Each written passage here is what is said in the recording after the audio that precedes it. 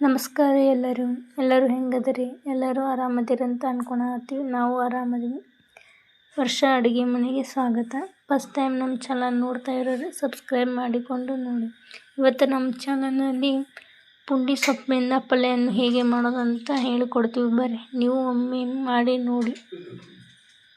ಈಗ ಇದನ್ನು ಮಾಡಲು 1-2 ಕಟ್ಟು ಪುಂಡಿ ಸೊಪ್ಪನ್ನು ಈ ರೀತಿ ಚೆನ್ನಾಗಿ ಬಿಡಿಸ್ಕೊಂಡು ನೀರಲ್ಲಿ 5 ನಿಮಿಷ ನೆನೆಯಿಟ್ಟು ಚೆನ್ನಾಗಿ 2 ಸಲ ತೊಳ್ಕೊಂಡು ಇಟ್ಕೊಂಡಿವ್ರಿ. ಪುಂಡಿ ಸೊಪ್ಪನ್ನು ಅಂದ್ರೆ ಮಣ್ಣು ಇರ್ತೈತಲ್ಲ, ಮಣ್ಣೆಲ್ಲ ಹೋಗ್ತೈತಿ ನೀರಾಗ ನೆನೆ ಇಡೋದ್ರಿಂದ.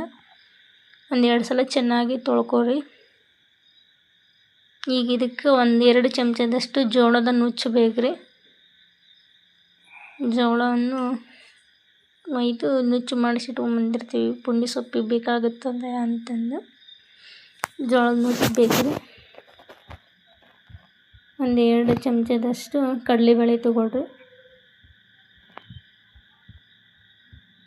ಅದು ರುಚಿಗೆ ತಕ್ಕಷ್ಟು ಉಪ್ಪು ತೊಗೊಳ್ರಿ. ನಾವಿಲ್ಲಿ ಕೆಂಪು ಉಪ್ಪು ತೊಗೊಂಡಿವಿ, ನೀವು ಯಾವುದಾದ್ರೂ ಬಳಸ್ಬೋದು ರೀ. ಒಂದು ಅರ್ಧ ಚಮಚದಷ್ಟು ಜೀರಿಗೆ ತೊಗೊಳ್ರಿ. ಒಂದು ಅರ್ಧ ಚಮಚದಷ್ಟು ಅರಿಶಿನ ಪುಡಿ ತೊಗೊಳ್ರಿ. 4 ಹಸಿಮೆಣಸಿಕಾಯನ್ನು ಹೆಚ್ಚಿಟ್ಕೊಂಡಿವಿ. ನೀವು ಮಿಕ್ಸಿಗಾದರೂ ತರಿಯಾಗಿ ರುಬ್ಕೊಂಡಾದ್ರೆ ಇಟ್ಕೊಳ್ಬೋದು. ಇವು ಖಾರ ಇರೋದ್ರಿಂದ ನಾವು 4 ಹಾಕತ್ತೀವಿ. ನೀವು ಮೆಣಸಿನ್ಕಾಯಿ ಖಾರ ಕಮ್ಮಿ ಇದ್ದು ಆದರೆ ಜಾಸ್ತಿ ತೊಗೊಳ್ರಿ. 2 ಚಮಚದಷ್ಟು ಶೇಂಗಾ, 1 ಬೆಳ್ಳುಳ್ಳಿಯನ್ನು ಜಜ್ಜಿಟ್ಕೊಂಡಿರುವಂಥ ಬೆಳ್ಳುಳ್ಳಿ ಬೇಕ್ರಿ. ಈಗ ಹೇಗೆ ಮಾಡೋದಂತ ನೋಡೋಣ ಬರ್ರಿ.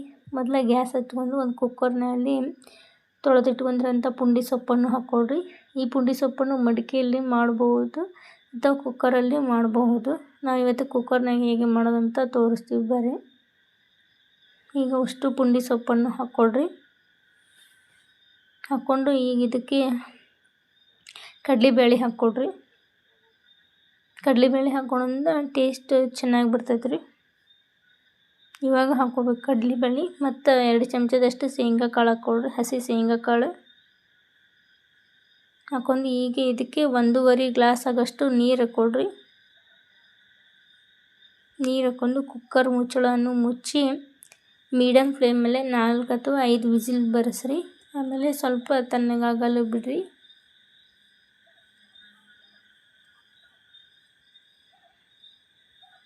ನೋಡಿ ಇವಾಗ ತೆಗೆಯಿರಿ. ಈಗ ಚೆನ್ನಾಗಿ ಕುದ್ದಿರ್ತೈತಿ ಪುಂಡಿ ಸೊಪ್ಪು. ಈಗ ಈ ನೀರನ್ನು ಒಂದು ಅಗಲವಾದ ಪಾತ್ರೆಗೆ ಬಸ್ಕೊಳ್ಬೇಕು. ನೀರು ಮತ್ತು ಪುಂಡಿ ಸೊಪ್ಪನ್ನು ಸಪ್ರೇಟ್ ಮಾಡ್ಬೇಕ್ರಿ. ಪೂರ್ತಿ ನೀರನ್ನು ಬಸ್ಕೊಳ್ಬಾರ್ದು, ಸ್ವಲ್ಪ ನೀರು ಇರಬೇಕಂದ್ರೆ, ಇಲ್ಲಾಂದ್ರೆ ಪುಂಡಿ ಸೊಪ್ಪು ಪಲ್ಯ ಸಪ್ಪಾಗಿಬಿಡ್ತೈತಿ. ಸ್ವಲ್ಪ ನೀರು ಇಟ್ಕೊಳೋದ್ರಿಂದ ಸ್ವಲ್ಪ ಹುಳಿಯಾಗಿ ಬರ್ತೈತಿ. ನೋಡಿ ಸ್ವಲ್ಪ ನೀರು ಉಳಿಸ್ಕೋಬೇಕ್ರಿ ಇಷ್ಟು. ಈಗ ಇದನ್ನು ಒಂದು ಬೊಗಣಿಗೆ ಹಾಕ್ಕೊಳ್ರಿ. ನೋಡಿ ಈಗ ಒಂದು ಪುಂಡಿ ಸೊಪ್ಪನ್ನು ತೊಗೊಂಡು ಒತ್ತಿ ನೋಡ್ರಿ, ಅದೆಲ್ಲ ಪುಂಡಿ ಸೊಪ್ಪು ಕುದ್ದಿದೆ ಅಂತ ಅರ್ಥ. ಈಗ ಇದಕ್ಕೆ ಜೋಳದ ನುಚ್ಚು ಹಾಕ್ಕೊಳ್ರಿ. ಈಗ ಹಸಿಮೆಣಸಿಕಾಯಿ ಹಾಕ್ಕೊಳ್ರಿ. ಹೆಚ್ಚಿಟ್ಕೊಂಡಿರೋಂಥ ಹಸಿಮೆಣಸಿಕಾಯಿ ಹಾಕ್ಕೊಳ್ರಿ. ನಾವೆಲ್ಲ ಹೆಚ್ಚು ಹಾಕ್ಕೊಳಂಗತ್ತೀವಿ, ನೀವು ಬೇಕಾದ್ರೆ ಮಿಕ್ಸಿಗೆ ರುಬ್ಬಿ ಆದರೂ ಹಾಕ್ಕೊಳ್ಬೋದು. ಈಗ ಒಂದು ಅರ್ಧ ಚಮಚದಷ್ಟು ಜೀರಿಗೆ ಹಾಕ್ಕೊಳ್ರಿ. ಒಂದು ಅರ್ಧ ಚಮಚದಷ್ಟು ಅರಿಶಿನ ಪುಡಿ ಹಾಕ್ಕೊಳ್ರಿ. ಈಗ ಗ್ಯಾಸ್ ಹಚ್ಚಿ ಆ ಬೊಗಣಿ ಇಟ್ಕೊಳ್ರಿ. ಎಲ್ಲ ಪದಾರ್ಥನ ಹಾಕಿಟ್ಕೊಂಡಿರೋಂಥ ಬೊಗಣಿ ಇಟ್ಕೊಳ್ರಿ. ಈಗ ಇದಕ್ಕೆ ರುಚಿಗೆ ತಕ್ಕಷ್ಟು ಉಪ್ಪು ಹಾಕ್ಕೊಳ್ರಿ. ಎಲ್ಲನೂ ಹಾಕ್ಕೊಂಡು ಒಂದು ಚಮಚ ತೊಗೊಂಡು ಚೆನ್ನಾಗಿ ಮಿಕ್ಸ್ ಮಾಡಿರಿ.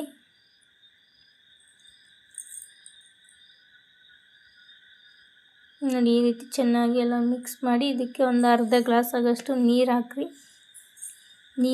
ಕುದಿಯೋದಕ್ಕೆ ಬಿಡ್ರಿ. ನುಚ್ಚು ಚೆನ್ನಾಗಿ ಕುದಿಬೇಕು, ಅಲ್ಲಿವರೆಗೂ ಕುದಿಯೋದಕ್ಕೆ ಬಿಡ್ರಿ. ಆಮೇಲೆ ಕುದ್ದ ನಂತರ ಈ ರೀತಿ ಒಂದು ಮುದ್ಬೇಳೆ ತೊಗೊಂಡು ಚೆನ್ನಾಗಿ ಸ್ಮ್ಯಾಶ್ ಮಾಡಿರಿ, ಸ್ಮ್ಯಾಶರ್ ಸಹಾಯದಿಂದ. ಈಗ ನೋಡಿರಿ, ಪುಂಡಿ ಪಲ್ಯ ಈಸ್ ರೆಡಿ.